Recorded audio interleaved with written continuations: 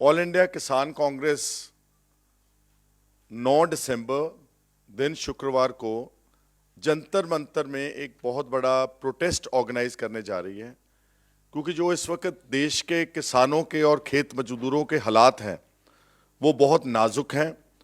जितनी भी नीतियां बनाई मोदी साहब की सरकार ने पिछले 8 साल में, वो सब उनके खिलाफ जा रही हैं और सारी नीतियां कॉरपोरेट घरानों को फायदा देने के लिए जा रही हैं। इसलिए उनकी बात इस देश के पॉलिटिकल स्पेक्ट्रम में सेंटर स्टेज में रखने के लिए हमने ये प्रदर्शन जो है वो तय किया है। उसमें हजारों की तादाद में ऑल इंडिया किसान कांग्रेस के जो हमारे सारी स्टेट्स के यूनिट्स हैं वो पार्टिसिपेट करेंगे और हमारे जो सीनियर लीडरशिप है पार्टी की, कांग्रेस की, उनको भी हमने निमंत्रित किया है। उम्मीद करते हैं कि वो सब भी उस प्रोटेस्ट में आएंगे।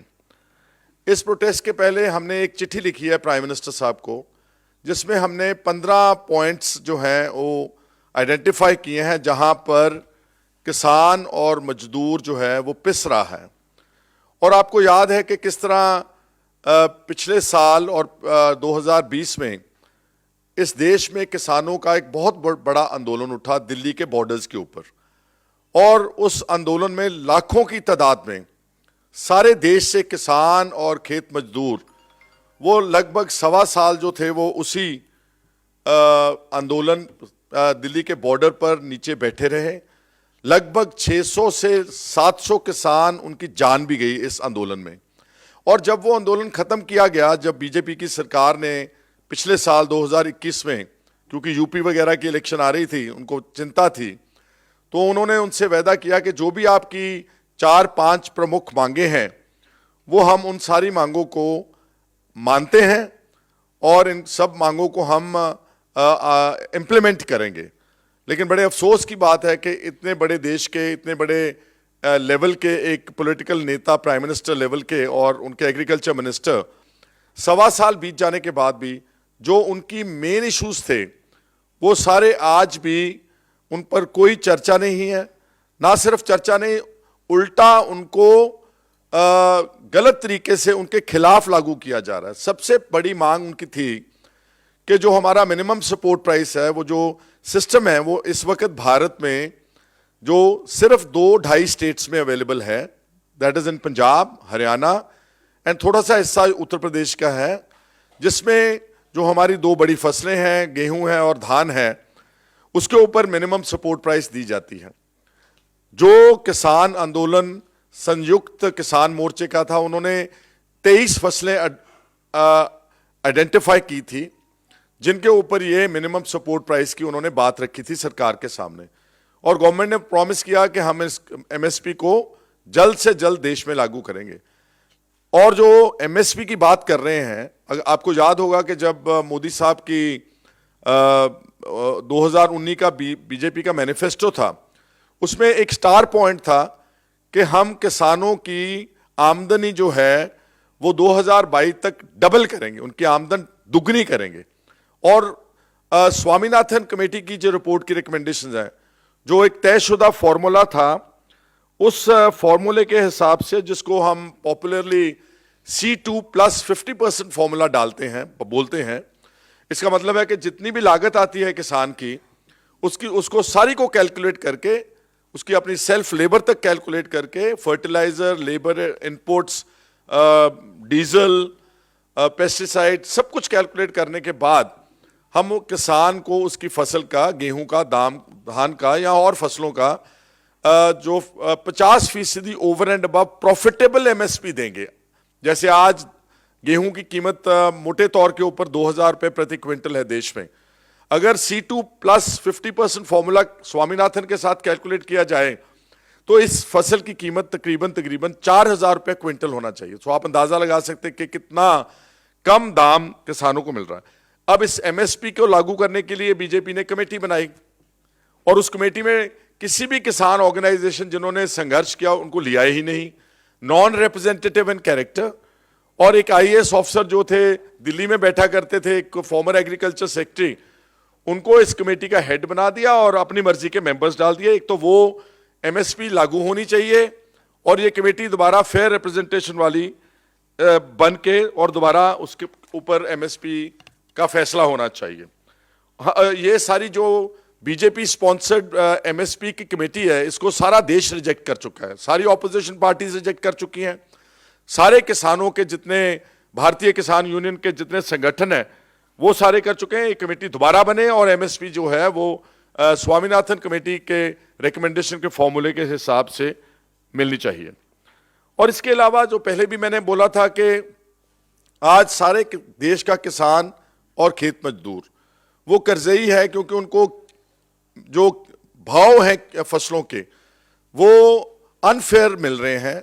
जितनी इन्फ्लेशन बढ़ी है पिछले कुछ सालों में और उसके मुकाबले से उनके भाव जो हैं, रेट्स हैं फसलों के, वो नहीं दिए जा रहे, जिसके कारण आज बहुत बड़ी तादाद में कर्जा चढ़ा हुआ है किसानों के ऊपर। और गवर्नमेंट के अपने फिगर्स हैं कि पिछले कुछ सालों में 4 लाख किसानों और खेत मजदूरों ने आत्महत्या की है बिकॉज ऑफ जो डेट फैक्टर है। हमारे पंजाब में कंसिस्टेंटली लगातार किसान आत्महत्या कर रहे हैं। और ये जो कर्जा है मैं बोल रहा हूं, ये सारे देश में अगर देखेंगे तो ये करोड़ों घरों का, फैमिलीज का कर्जा है। जैसे पंजाब में 11 लाख के करीब फार्मिंग फैमिलीज हैं, तो ये अगर सारे देश में कैलकुलेट करेंगे तो करोड़ों परिवार हैं जो खेती से जुड़े हैं। लेकिन मोदी साहब की सरकार ने उनका कर्जा तो क्या माफ करना था, उल्टा जो कॉरपोरेट घराने हैं इस देश में, उनका पिछले 5 साल में 10 लाख करोड़ रुपया जो कॉरपोरेट ताकतवर अडानी, अंबानी, टाटा, बिरला आदि इस तरह के व्यापारी लोग हैं, उनका 10 लाख करोड़ रुपया माफ किया। तो हमारी ये भी मांग है कि एक तरफ आप कुछ दर्जनों कंपनीज का कर्जा इतना बड़ा माफ करें, या may be in a few 100 companies, एक तरफ करोड़ों परिवार हैं जो खेत मजदूर और किसान, उनका कर्जा माफ करना भी इस सरकार की जिम्मेवारी है। इस इशू को भी लेकर के हम जो एजिटेशन कर रहे हैं 9 तारीख को, उसकी भी कर रहे हैं। इसके अलावा जो रेट ऑफ इंटरेस्ट है बैंक का, देखिए ऐसा है कि आज देश में एग्रीकल्चर सेक्टर में भी बैंक का रेट वही है जो इंडस्ट्री का है। जो इंडस्ट्री को इतने इंसेंटिव्स हैं, इतना भारी कमाई है उनकी, उनको भी 10-11% रेट ऑफ इंटरेस्ट लगाया जा रहा है। तो खेती करने वाले किसान और छोटे लोग हैं जो मार्जिनल फार्मर्स हैं, उनको भी 10-11-12% बैंक रेट इंटरेस्ट। जो डेवलप्ड कंट्रीज हैं, विकसित मुल्क हैं, यूरोप है और नॉर्थ अमेरिका है, उसमें बैंक रेट जो है खेती का वो महज 2-2.5% है। तो हमने ये मांग रखी है इस 9 तारीख वाले आंदोलन में, प्रोटेस्ट में, कि जो रेट ऑफ इंटरेस्ट हैं खेती के लिए, इनको कम से कम 50% स्लैश किया जाए, आधा किया जाए, ताकि जो खेती है वो एक प्रॉफिटेबल काम बन सके। जो गरीब आदमी हैं, लेबरर्स हैं, फार्म लेबरर्स, खेत मजदूर, उनका तो कर्जा ही बहुत थोड़ा है, किसी का 25,000 है, किसी का 50,000 है, और इनका तो in the first stroke in गरीब आदमियों का कर्जा माफ। ये जितना कर्जा कॉर्पोरेट का किया है, it's not even a tip of the iceberg. जितना कर्जा कॉर्पोरेट का माफ किया, उसके मुकाबले में जो खेत मजदूर है उनका कर्जा तुरंत माफ होना चाहिए, सबसे पहले उनका माफ होना चाहिए। इलेक्ट्रिसिटी अमेंडमेंट बिल जो आंदोलन में वायदा किया था कि हम इसको लागू नहीं करेंगे, लेकिन उल्टा है उसको पार्लियामेंट में इंट्रोड्यूस कर दिया, इलेक्ट्रिसिटी अमेंडमेंट बिल 2022। उससे क्या होने जा रहा है कि जितना कंट्रोल है स्टेट्स में, जो हमारे बिजली की कंपनीज हैं स्टेट ओन्ड, जैसे पंजाब में PSPCL है, आप उसका सारे का कंट्रोल केंद्र सरकार अपने ऊपर ले रही है। So this is a direct attack on the autonomy of the states, it's a direct attack on the federal structure of the country. और जैसे पंजाब की मैं उदाहरण दे रहा हूं, हमारा जो टोटल डिस्ट्रीब्यूशन सिस्टम है और जो जितना इंफ्रास्ट्रक्चर बिल्डिंग है, जो बिजली का आज से 40-45 साल पहले हर गांव में बिजली हमने पहुंचाई पंजाब में, अब ये इस बिल के जरिए ये बिजली का जो कंपनीज हैं स्टेट की, इनमें प्राइवेट प्लेयर्स इंट्रोड्यूस करने की बात कर रहे हैं, कॉरपोरेट। फिर वही बात कल्चर कि हमारी जो बिजली का काम है उसके ऊपर भी ये कंट्रोल फ्रॉम द सेंटर करना चाहते हैं। इसको हम इस आंदोलन में बहुत दृढ़ता से अपोज करेंगे। और इसके अलावा जो लखीमपुर खेरी में बीजेपी के मिनिस्टर अजय मिश्रा के बेटे ने रौंदा किसानों को, 4 किसान, एक मीडिया पर्सन, जर्नलिस्ट, बिल्कुल बेगुनाह लोगों को अपनी गाड़ी के नीचे सत्ता के नशे में उनको कुचल दिया, मार दिया।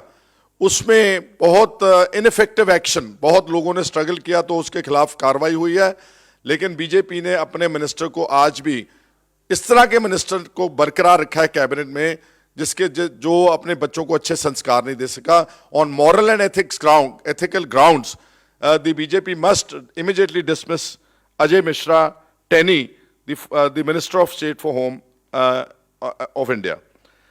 और जो है हमारी क्रॉप इंश्योरेंस, जो भारत में इस वक्त चल रही है प्रधानमंत्री बीमा योजना, मैं 5-6 स्टेट्स में ट्रैवल किया। I have travelled from Kerala to Tamil Nadu, Orissa, Chhattisgarh and Madhya Pradesh recently. सब किसान वहाँ हाहाकार मची है कि इसमें बहुत भारी भ्रष्टाचार है, इसका कोई फायदा नहीं हो रहा है किसानों को। उनका जो भी फसल खराब होती है उसका कोई कॉम्पनसेशन मिलने का चांस ही नहीं है। और उनको ये सारा पैसा जो वहाँ करप्ट सिस्टम है, ब्यूरोक्रेसी है, अफसरशाही है, वो सारा पैसा जो वो लोग खा रहे हैं। Crop insurance is the need of the hour, but it should be very practical. और ऐसी हो कि जो किसान से प्रीमियम काटते हैं, जब उसको जरूरत पड़े, उसकी फसल खराब हो, whether for want of whether it's for because of floods और whether it because of drought और whether it's because of any other natural calamity, उनको तुरंत जो क्रॉप इंश्योरेंस है करके उनको मिलना चाहिए, उनका मुआवजा मिलना चाहिए। Pension for the poorest of poor, आज देखें कि जितने एम्प्लॉयज हैं भारत में और जितने भी लोग हैं उनको जो सेवा करते हैं इस देश की, उनको पेंशन मिलती है, old age pension. Farmers and farm labourers, वो भी इस देश को आगे ले जाने का, इसका देश का अनाज का भंडार भरने में काम करते हैं।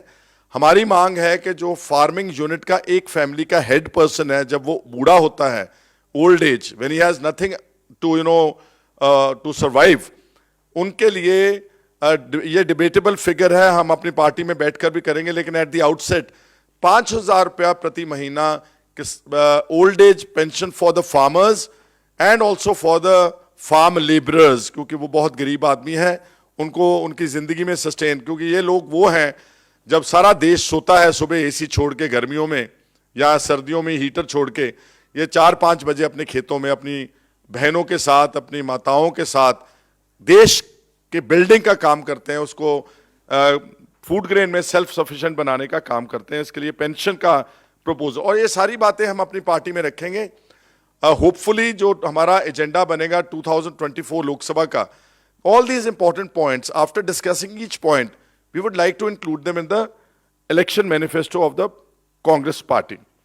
जो किसान मरे आंदोलन में उनको कॉम्पनसेशन फेयर और तुरंत। एक इसके अलावा बहुत इंपॉर्टेंट जो सोनिया गांधी जी ने स्कीम इंट्रोड्यूस की, डॉक्टर मनमोहन सिंह जी ने, उस वक्त उसका नाम था नरेगा, जो लेबर की स्कीम थी, 100 days guarantee for all the poorest of poor for getting daily wages. बाद में उसका नाम मनरेगा कर दिया गया। अब मनरेगा का क्या है कि वो जब ग्राउंड पर जाकर पहुंचती है, बहुत जगह के ऊपर उसकी मिसयूज की कंप्लेंट्स आ रही हैं। दोबारा जॉब कार्ड होल्डर्स को फर्जी कामों में लगाया जाता है और पैसा वो जो खुर्द बुर्द हो रहा है नीचे के स्तर पर, अफसरशाही, वो पैसा उनके कार्ड्स को दुरुपयोग करके वो पैसा जो है वो करप्ट सिस्टम में खराब हो रहा है। हमारा सुझाव ये है कि अगर मनरेगा को आप फार्मिंग सेक्टर के साथ जोड़ दें, उससे 2 काम होंगे। एक तो लेबर को कॉन्स्टेंटली सारा साल काम मिलेगा, क्योंकि जो देश का इस वक्त एग्रीकल्चर है वो अलग अलग फसलें, जैसे गन्ने की फसल है, आलू की फसल है, धान की फसल है, गेहूं की फसल है, एटसेट्रा, वेजिटेबल्स एंड फ्रूट्स, उनको कॉन्स्टेंटली सारा साल 365 दिन या कम से कम 250-300 दिन उनको लेबर को काम मिलेगा और फार्मर को सब्सिडाइज्ड लेबर मिल जाएगी। पैसे तो गवर्नमेंट खर्च रही है मनरेगा के ऊपर, लेकिन कई बार खर्च रही है ऐसे काम जो बार बार हो रहे हैं, जैसे सड़कों की जो साइडों के ऊपर घास वगैरह उसकी कटौती करना, this is hardly a productive work. अगर मनरेगा की लेबर को आप एग्रीकल्चर सेक्टर के साथ जोड़ेंगे, it will become productive labour. उसमें से फसल पैदा होगी, वो फसल से लोगों का ना सिर्फ पेट भरेगा बल्कि बहुत सारी फसलें हमारी एक्सपोर्ट जाती हैं। सो मनरेगा scheme will also immediately turn into a productive scheme and उसकी सब्सिडी का वर्कआउट किया जा सकता है। यहाँ तो गवर्नमेंट सारा उनका खर्चा बेयर करे मनरेगा का, नहीं तो it can be on 50% sharing basis. 50% वो किसान जिसके खेत में काम करेंगे वो देगा लेबर को, 50% उसमें गवर्नमेंट देगी, जिससे लेबर को बहुत ज्यादा काम और फायदा मिलेगा। और जो किसान है उसको सब्सिडाइज लेबर, क्योंकि सब्सिडी के बगैर एग्रीकल्चर सरवाइव नहीं करता दुनिया में। अमेरिका में उनका डीजल का रंग और है, अगर उनके पास ज़्यादा फसल है वो खेत खाली रखने का भी बहुत पैसा देते हैं, सब्सिडी देते हैं कि आप खाली रखो, इसको मत कुछ भी ना बीजो, आप इसको, हम आपको जितनी फसल का दाम है आपको 1 एकड़ का वो देंगे। एक साइलोज बनाए जा रहे हैं सारे देश में, वो दोबारा फिर वो, this is purely agriculture business, it's agro based industry actually. वो जो साइलोज हैं वो पहले तो किसानों की जमीन छीनते हैं, अपरूट करते हैं, उनको एक्वायर करते हैं, और फिर वो साइलोज बनाए जाते हैं। साइलोज बनते हैं सारे कंप्लीटली बैंक लोन्स के और गवर्नमेंट की इमदाद से, लेकिन उनको दे दिया जाता है बड़े बड़े कॉरपोरेट्स को। हमारे पंजाब में मोगा में एक साइलो बना है जो अडानी कंपनी को दिया हुआ है। अब मैं मध्य प्रदेश में था, वहाँ 4 साइलोज बनने जा रहे हैं, लेकिन 4 के 4 जो है वो कॉरपोरेट लेंगे। Why not create cooperative societies of the farmers. उन जो फार्मर्स को अपरूट किया, जो वहां लोकल फार्मर्स हैं, उनकी कोऑपरेटिव सोसाइटी बना के साइलोज उनके थ्रू बिल्ड किए जाएं। Assistance of course government and assistance of course banks देंगे, और उनको स्टेक होल्डर्स बनाया जाए साइलोज में, ताकि किसानों को वहां पर इनकम और आमदन के साधन बनेंगे। और lastly I would say that India में unfortunately storage of food grain का बहुत पुअर सिस्टम है। फसल पैदा करता है किसान, लेकिन उसको स्टोर करने की उसकी कैपेसिटी नहीं है, और वो उसको रख नहीं सकता। जब वो बेचता है मजबूरी में, क्योंकि उसके पास स्टोरेज नहीं है, जैसे सब्जियां हैं, फल फ्रूट हैं, उसकी शेल्फ लाइफ बहुत कम होती है, तो इमीडिएटली जब वो ट्रेडर के पास, व्यापारी के पास जाता है, उसके दाम जो है 4-5 गुना वहीं पर बढ़ जाते हैं। अगर स्टोरेज की फैसिलिटीज फार्मर्स को गवर्नमेंट प्रोवाइड करे, they can store all their crops and then wait for the right time कि यहां पर जब फसल का दाम मिलेगा तो हम अपनी फसल को प्रॉफिटेबल रेट्स पर बेचेंगे। ये सारे मसलों को लेकर हमने 9 दिसंबर को जो जंतर मंतर में प्रोग्राम रखा है, उस पार्लियामेंट के, क्योंकि पार्लियामेंट का सेशन है, वी वांट के इस देश में जो एग्रीकल्चर सेक्टर है उसकी बात भी कोई हो, जो किसान है, खेत मजदूर, उसकी भी बात करे। आज सारा देश हाईवेज बनने के पीछे लगा हुआ है, बहुत बड़े बड़े मॉल्स बन रहे हैं, बहुत बड़े बड़े कमर्शियल हॉस्पिटल्स बन रहे हैं शहरों में, बहुत बड़े बड़े स्कूल्स बन रहे हैं कमर्शियल, बहुत बड़े बड़े सिनेमा घर बन रहे हैं, लेकिन गरीबों के लिए गांव में कुछ नहीं हो रहा। मेरा मानना है कि पुरानी कहावत थी हमारी इंडिया में, उत्तम खेती, मध्य व्यापार, निखिद्ध नौकरी। सबसे टॉप बड़ा अच्छा काम जिससे आप 10 ये उंगलियों की लेबर करके आप अपनी जिंदगी कमाते हैं, घर चलाते हैं। And agriculture farming is the only, it's the only profession where there is no corruption at all. माफ करना, with due regards, there's a lot of corruption in the Babudom of this country, in the official segment, and there's a lot of tax chori in this business sector of the country. But ये जो लोग हैं इनके पास कोई option नहीं है, इसलिए ये सारी बातों को लेकर के हम आ रहे हैं। मेरी सबसे अपील है, जो लोग सुन रहे हैं दिल्ली के आसपास खास तौर के ऊपर, मेरे को हम बड़े आपके आभारी होंगे कि अगर आप 9 दिसंबर शुक्रवार वाले दिन जंतर मंतर पे बड़ी तादाद में किसान और खेत मजदूर पहुंच करके ऑल इंडिया किसान कांग्रेस का ये प्रोग्राम कामयाब करें। आप सबका यहाँ आने के लिए धन्यवाद। I am very grateful to Vineet Punia ji, our secretary in charge of the media, who has organised everything for us today. Thank you.